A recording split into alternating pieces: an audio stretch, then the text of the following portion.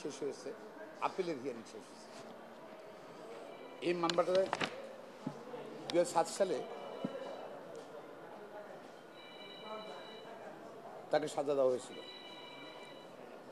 আজকে আমরা এবং আমার নামের পক্ষে আমরা এবং দুদকের আইনজীবী আর্গুমেন্ট করেছে এবং আজকে কিন্তু লাস্ট ডে। এর আগে 3 দিন মানে 4 দিন আর হিয়ারিং হলো এবং এই মামলাটা আগামী 30শে এপ্রিল রায়ের জন্য রেখেছেন মহামান্য সুপ্রিম কোর্ট আপিল ডিভিশন। আমার নামানোর মামলাতে তাকে নোটিশ দেওয়া হয়েছিল 2007 সালে, যে সময় তিনি চট্টগ্রাম জেলে ছিলেন। 72 ঘন্টার মধ্যে তাকে নোটিশ দেওয়া হয়েছিল তাকে সম্পদ হিসাব দেওয়ার জন্য। তখন ডিটেনশনও ছিল, নোটিশটা জেলে পাঠিয়েছিল, রিসিভ করেছিল উনি। তারপর আমার একজন লয়ার এনগেজ করেছিল, লয়ার স্টেটমেন্ট সম্পদের স্টেটমেন্ট দিয়েছিল, এটা ভেরিফাই করতে দেয়নি।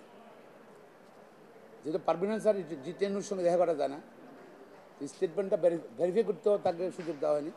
তারপরে যেটা স্টেটমেন্টটা দিয়েছিল সেটা কারেক্ট ছিল, সেটা নিয়ে দুদক ডিসপিউট করতে পারেনি।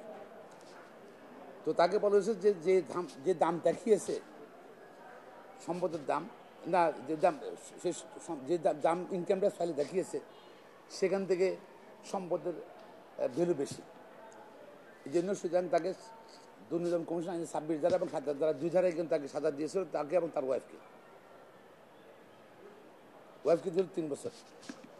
সেটা রায়টা হয়েছিল 21/6/2007। তার এগেনস্টে আমল্লা এবং সাবির রহমান দুজনেই আপিল করেছিল মহামান্য হাইকোর্ট ডিভিশন সুপ্রিম কোর্টে, হাইকোর্ট ডিভিশনে। হাইকোর্ট ডিভিশনে 26 জন সাক্ষী সব অ্যানালাইজ করে, সাক্ষীর জবানবন্দি 23 জন সাক্ষীর সাক্ষী এবং যারা অ্যানালাইজ করে তাকে এবং তার স্ত্রী খালার দিয়েছিল হাইকোর্ট ডিভিশন। তার বিরুদ্ধে দুদক আপিল করে, অর্থাৎ এই মামলাটা উনি খালাস হয়ে গেছিলেন একবার। আপিল করার পর আপিল ডিভিশন বলল যে 26 ধারা সে মেনটেন করলো, যে খালাসটা মেনটেন যে ঠিক আছে। 7 ধারা বলছে পূর্ণ ট্রায়ালের জন্য হাইকোর্ট পাঠালো। আপিল কিন্তু হাইকোর্ট ডিভিশনে যে খালাসের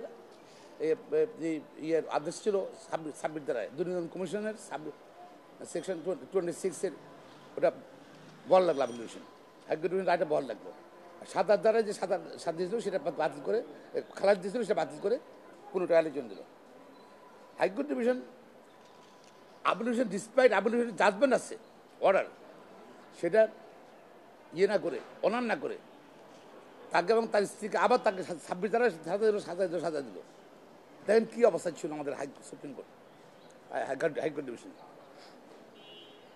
এবং আমাদের আর্গুমেন্ট ছিল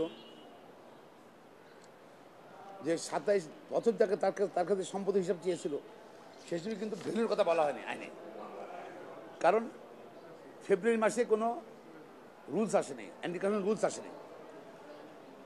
22শে ফেব্রুয়ারি কোনো রুলস ছিল না, 29শে মার্চ রুল আসছে। রুলসে বলা হয়েছে যে সম্পদের ডেসক্রিপশন দিতে হবে, ভ্যালু দিতে হবে। তো ভ্যালুর জন্য তো তাকে সাজা দিতে পারে না, সেটা আইনই ছিল না। লাগে যে তুমি স্টেটমেন্ট দাও কী সম্পদের মালিক তুমি, সে এবং তার স্ত্রী দিয়েছে। তাই কিন্তু ভ্যালু আবার ভ্যালুর জন্য, ভ্যালু কম দেখানোর জন্য তাকে সাজা বলা লাগবে। প্লাস এর এগেনস্টে আমরা গেলাম আপিল ডিভিশনে গেলাম, আমরা আর্গুমেন্ট করলাম যে প্রথম দুর্নীতি দমন কমিশন যদি সম্পদের হিসাবে সেকশন 27-এর মামলা যদি সাজা দিতে হয়, 3টা জিনিস প্রমাণ করতে হবে। তার নামে বা তার নির্ভরশীল নামে সম্পদ আছে, যদি সেই সম্পদটা সে অবৈধ উপায়ে আর্ন করেছে, ইনকাম করেছে, অর্জন করেছে। আর তৃতীয়, তার বৈধ সম্পদের তুলনায় এটা অসামঞ্জস্য। কারাপশনের মূল ফোকাস পয়েন্ট হলো এখানের মধ্যে যে তার সম্পদটা অবৈধ ইনকাম করছে বলে হোল ডকুমেন্টে যত সাক্ষী দিয়েছে দুদক বা এভিডেন্স হাজির করেছে, কোথাও আমল নামান দুর্নীতির মাধ্যমে কোনো সম্পদ অর্জন করেছেন এরকম কোনো প্রমাণ দুদক করতে পারেনি। Not a single word has been mention যে সে আর্ন করছে, সম্পদ অর্জন করেছে দুর্নীতির মাধ্যমে। এবং যার সম্পদ যা ছিল সবই কিন্তু ইনকাম ট্যাক্স ফাইল দেওয়া ছিল, এবং তার এই সাদাটা কোনো মেনটেনেবল না।